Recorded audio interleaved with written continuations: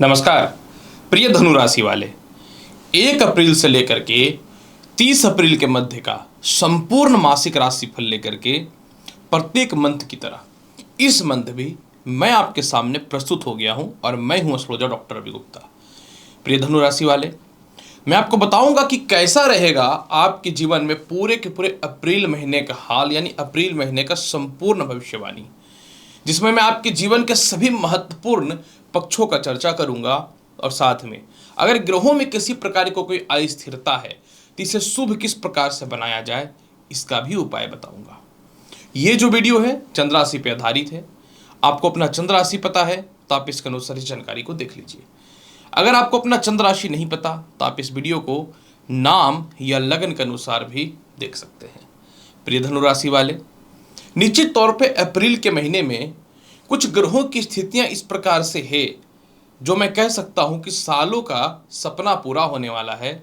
तो चलिए, क्यों सालों का सपना पूरा होने वाला है और आपके अप्रैल महीने में क्या क्या होने वाला है इसके बारे में संपूर्ण जानकारी लेते हैं। सबसे पहले मैं बात करूं कैसा रहेगा आपके जीवन में कर्म क्षेत्र का हाल। प्रिय धनु राशि वाले, वर्तमान समय में आपके जीवन में कर्म क्षेत्र में केतु बैठे हुए हैं जो निश्चित तौर पे बड़ा काम, क्योंकि राहु केतु ये सब अचानक कोई बड़ा काम की ओर लेकर के जाता है, आपको कराने की ओर तत्पर बना रहा है। लेकिन केतु क्योंकि कन्या राशि में है, लग्नेश के शत्रु है, तो आपके कर्म क्षेत्र में काफी स्ट्रगल भी चल रहा है। यहाँ पे एक बात अवश्य है कि 13 अप्रैल तक सूर्य जो है ये कर्म क्षेत्र पे अपनी दृष्टि डाल के रख रहे हैं और क्योंकि सूर्य भाग्य का मालिक कर्म क्षेत्र पे है और 24 तारीख तक जो है यहाँ पे शुक्र का भी नीचस्थ दृष्टि पड़ेगा। मतलब एक तरफ सूर्य की दृष्टि भी है और दूसरी तरफ जो है शुक्र की भी दृष्टि पड़ेगी। लेकिन एक बात आप समझ लीजिएगा, 9 अप्रैल को बुध जो है ये वक्र होकर के आपके चतुर्थ भाव मीन राशि में आएंगे तो शुक्र का नीच भंग राजयोग समाप्त हो जाएगा। मतलब 9 अप्रैल तक नए नौकरी व्यवसाय के योगों में कहीं न तो कहीं सफलता के योग तो मिलेंगे, लेकिन 9 अप्रैल के बाद जैसे ही शुक्र नीच भंग राजयोग बनाएगा आपके जीवन में तरक्की के रास्ते खुलेंगे, क्योंकि कर्म क्षेत्र पे बुध की उच्च दृष्टि चली जाएगी। यानी आपके जीवन में 9 अप्रैल के बाद नए नौकरी व्यवसाय के योगों में वृद्धि है। 9 अप्रैल के बाद आपके जीवन में आपके सीनियर से भी तालमेल अच्छा होगा और सप्तमे से बुध होने के कारण जो है नौकरी व्यवसाय में बदलाव के लिए आपके जीवन में बहुत ही बढ़िया तरक्की का दौर देखने को मिलेगा 9 अप्रैल के बाद। यहाँ पे एक सबसे बड़ी आपके लिए लाभकारी स्थिति ये भी होने वाली है कि 23 अप्रैल से मंगल भी चतुर्थ भाव पे आके कर्म क्षेत्र पे दृष्टि डालेगा। तो ये द्वादश का भाव जो चतुर्थ भाव पे आकर के कर्म क्षेत्र पे दृष्टि डालेगा, इसका मतलब ये हुआ कि आपके जीवन में 23 अप्रैल के बाद यानी मंथ के अंतिम पड़ाव में अगर आपका बिजनेस में किसी प्रकार का कोई लिटिगेशन है या विवाद है, या फिर ये कह सकता हूं कि आपको नए नौकरी व्यवसाय को लेकर के कोई जॉब या इंटरव्यू बार बार फेलियर हो रहा था, उसमें सुधार के योग दिखने चालू हो जाएंगे। हालांकि ये इंटरव्यू का तो आपका 13 अप्रैल से ठीक होना चालू हो जाएगा। जो लोग शेयर ट्रेडिंग वगैरह करते हैं आपके लिए 13 अप्रैल के बाद समय बहुत ही बल्ले बल्ले है, क्योंकि पंचम भाव में सूर्य उच्च का हो जाएगा। तो 13 अप्रैल के बाद समय बहुत बढ़िया है। जिनको विदेश यात्रा करना है, ऐसा तो देखिए मैं बहुत ही क्लियर और स्पष्ट बताता हूं कि पूरा महीना आपके लिए विदेश यात्रा के लिए बहुत ही बेहतर है। लेकिन 23 अप्रैल से पहले मंगल तृतीय भाव पे है जो अंगारक दोष बना करके रखा है, तो 23 अप्रैल से पहले थोड़ा स्ट्रगल और संघर्ष देखने को मिलेगा। लेकिन 23 अप्रैल के बाद जैसे ही आपके जीवन में जो है मंगल की आय स्थान पर दृष्टि पड़ेगी और 24 अप्रैल से शुक्र स्वयं 11th हाउस को अपनी राशि को देखेगा मेष राशि में जाकर के, तो विदेश यात्रा बहुत ही मजबूत है। मतलब इस महीने स्थितियां बनेंगी विदेश यात्रा का, लेकिन अंतिम पड़ाव में 100% होना तय है। इनकम की स्थिति कैसी होगी, बहुत सीधी बात बताना चाहता हूं। आय कारक शुक्र जो है ये उच्च अवस्था में चतुर्थ भाव पे है 24 अप्रैल तक। इसके बाद यही शुक्र पंचम भाव में जाके आय भाव को देखना चालू कर देगा और 23 अप्रैल से शनि जो आपके धन के मालिक होते हैं इनसे अंगारक दोष की मुक्ति भी हो जाएगी। मतलब आपके जीवन में पूरे महीने अत्यधिक धन का लाभ, अत्यधिक धन की उन्नति है। ऐसे भी आपके जीवन में कंटिन्यू जो है बुध भी आय स्थान पर दृष्टि डाल के रखेगा 9 अप्रैल तक। मतलब बहुत बढ़िया समय है।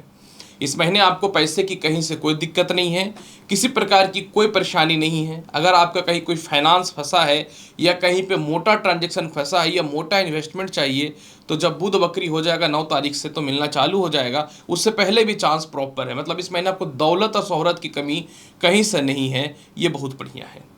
दाम्पत्य जीवन का हाल कैसा है? आपके विवाह कारक बुध जो है ये 9 अप्रैल तक पंचम भाव में है। तो 9 अप्रैल तक जिनको विवाह लव मैरिज करना है तो उनके लिए समय बहुत ही बढ़िया रहेगा। हालांकि इसके बाद बुध जो है चतुर्थ भाव पे वक्र पोजीशन पे रहेंगे, तो ये जिनका सेपरेशन या मतभेदता थी उसके लिए तो शुरुआत देखो होना 9 अप्रैल से ही चालू हो जाएगा, इसमें कोई शक नहीं है। लेकिन जिनका वास्तविक तौर पे विवाह के ढंग के रिश्ते नहीं आ रहे थे उनके लिए इंतजार करना पड़ेगा 23 अप्रैल तक का। जैसे ही अंगारक दोष खत्म होगा, शनि मजबूत हो जाएंगे, तो विवाह के रिश्ते अच्छे आएंगे। ओवरऑल कैलकुलेशन यही कहता है कि विवाह में कहीं से कोई दिक्कत नहीं है, पूरे महीने विवाह के रिश्ते बहुत ही अच्छे आएंगे। लेकिन विवाह के रिश्ते आने के लिए आपको 9 अप्रैल तक का इंतजार करना पड़ेगा। 9 अप्रैल के बाद विवाह के योग बहुत ही अच्छे आ रहे हैं। अगर सेपरेशन या मतभेदता चल रहा है, बिल्कुल डिस्टर्बेंस है, एक दूसरे के प्रति एकदम बात भी नहीं हो रहा है, तो वो 24 अप्रैल से सुधार होगा जब शुक्र का दृष्टि आय स्थान पे जाएगा, तो ये आपके लिए बेहतर रहेगा। भूमि मकान वाहन संपत्ति का हाल कैसा है? पूरे महीने भूमि मकान वाहन संपत्ति का हाल बहुत ही अच्छा है।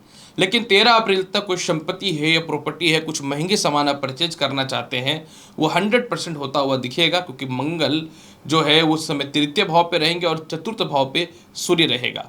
उसके बाद फिर जो है 23 अप्रैल के बाद भूमि मकान वाहन संपत्ति का हाल बेहतर है और माता पिता से रिश्ते भी आपके इसी समय ठीक रहेंगे। कैसा रहेगा आपके जीवन में शिक्षा और संतान का हाल? शिक्षा कारक आपकी कुंडली में कौन है? मंगल तृतीय भाव पे है, कारक तत्व स्थान पे है। तो प्रिय धनु राशि वाले, मैं सीधी बात करता हूं, बुध और बृहस्पति के मध्य में शत्रुबद्ध संबंध की स्थिति देखी जाती है। 9 अप्रैल से बुध जो है ये चतुर्थ भाव पे आएंगे और पंचम भाव पे बृहस्पति प्रबल पोजीशन पे आ जाएंगे। हालांकि 24 तारीख से शुक्र भी पंचम भाव पे आएंगे, पर उतना कोई लेना देना नहीं है, बृहस्पति और शुक्र का समग्री संबंध है। तो आपके जीवन में 100% जो है 9 अप्रैल के बाद से शिक्षा में बढ़ोतरी है, संतान कंसीव होने का गुड न्यूज है। जिनको द्वितीय संतान कंसीव होने में दिक्कत है या द्वितीय संतान को लेकर परेशानियां थी, आपका 9 अप्रैल से ठीक हो जाएगा। शिक्षा में अस्थिरता और जो परेशानियां चल रही थी वो 9 अप्रैल से परफेक्ट होना चालू हो जाएगा। लेकिन 24 अप्रैल के बाद अगर आप व्यर्थ का घूमने फिरना पसंद करते हैं या आलस्यपन करते हैं तो आपको शिक्षा में दिक्कत हो सकता है। जिनका जॉब के लिए इंटरव्यू है या रिजल्ट बार बार फेलियर हो रहा था, 9 अप्रैल के बाद सर्वश्रेष्ठ योग है। और 13 अप्रैल के बाद जब पंचम भाव पे सूर्य उच्च का हो जाएगा तो जहाँ भी आपको एडमिशन कराना है, जिस रूप में भी कराना है, या जिनका सालों से पढ़ाई रुका हुआ था वह भी ठीक होता हुआ नजर आएगा। स्वास्थ्य की स्थिति की मैं बात करना चाहूँ, पूरे महीने आपके हेल्थ की स्थिति बहुत ही अच्छे होने वाली है।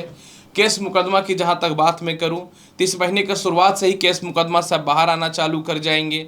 लेकिन 23 अप्रैल के बाद किसी भी प्रकार का कोई केस मुकदमा है, आप उसमें विजय होते हुए नजर आएंगे। हाँ, 23 अप्रैल के बाद थोड़ा सा ससुराल पक्ष से हल्का मतभेद या हल्का जीवन साथी का स्वास्थ्य थोड़ा डिस्टर्ब हो सकता है। उपाय के तौर पे क्या करना चाहिए? उपाय के तौर पे मैं यही बोलूँगा धनु राशि वाले, पूरे महीने आपको दुर्गा चालीसा का पाठ देखिए 9 अप्रैल के बाद से करना ही करना चाहिए और 23 अप्रैल तक जो है आपको शिव चालीसा का पाठ भी करना चाहिए।